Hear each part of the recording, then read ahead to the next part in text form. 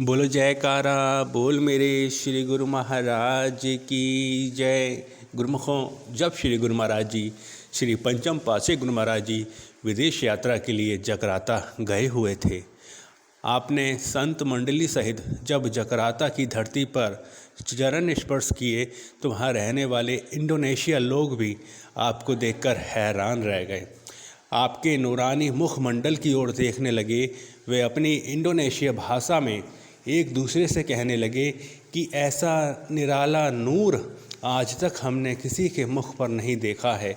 ऐसा लगता है मानो सचमुच स्वयं भगवान यहाँ पर पधारे हैं।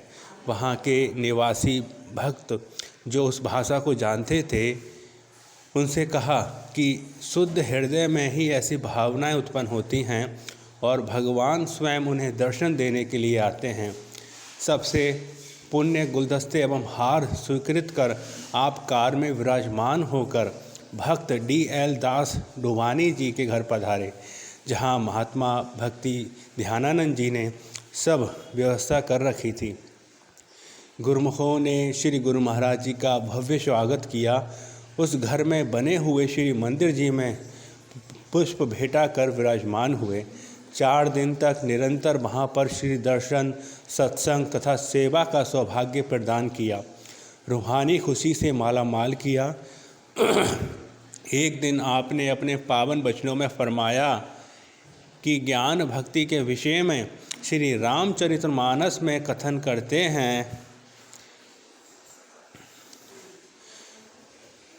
प्रभु भक्ति एक सुंदर चिंतामणि के सदृश है। ये गरुण, ये जिसके हृदय में बस जाती है, वहाँ दिन रात प्रकाश ही प्रकाश होता है।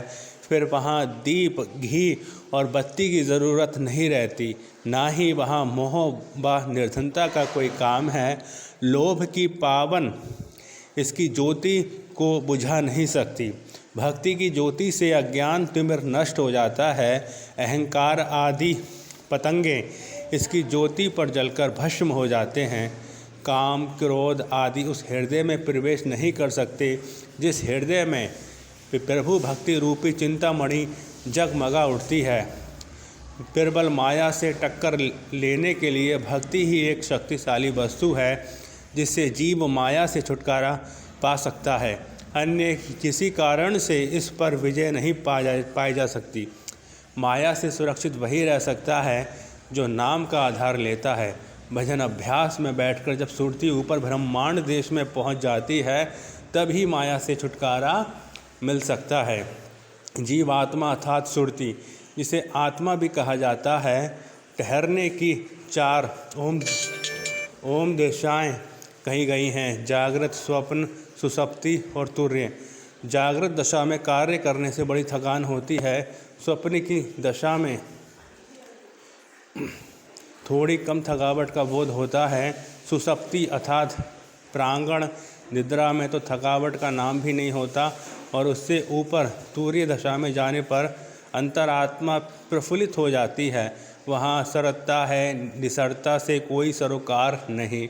महापुरुष वहीं निवास रखते हैं, इसलिए उनका चित्त सदा खुश एवं हर्ष विभोर रहता है। वहाँ किसी प्रकार के रोग या दुख कष्ट का चिन्ह भी नहीं होता। श्री गुरु महाराज जी के गुण भेद भरे श्री वचनों को श्रवण कर गुरुमुखों ने गहन शांति और आत्मिक आनंद की अनुभूति की। आपने फरमाया कि जगराता भक्त जी ने विनय की, स्वामी जी आपने सचमुच ही हमारे हृदयों में नाम की ज्योति जगा दी है। आपके श्री दर्शन और सत्संग वचनों से इतना रूहानी आनंद और आत्मिक सुख मिला है जो बेमिसाल है, अनमोल है, जिसका मूल्यांकन किया भी नहीं जा सकता। ग्रंथों और संतों की वाणियों में पढ़ा सुना है कि हृदय मंदिर में ज्योति जगती रहती है। आज आपने कृपा करके प्रत्यक्ष उस ज्योति को जगाकर हृदयों में उजाला भर दिया है। पुनः श्री वचन हुए, इसी तरह ही सदा अपने दिल में भक्ति नाम की ही ज्योति जगाए रखें। महापुरुषों को आप हमेशा ही अंग संग पाएंगे। यहाँ पर कुछ समय पश्चात श्री परमहंस अद्वैत मंदिर की स्थापना होगी। वहाँ पर भी पूर्ण आस्था एवं लगन से सेवा करते हुए अपने जन्म को सफल बना लें। प्रेम सहित मिलकर बोलो जयकारा। बोल मेरे श्री गुरु महाराज की जय। बोलो श्री आनंदपुर वासी भगवान की जय।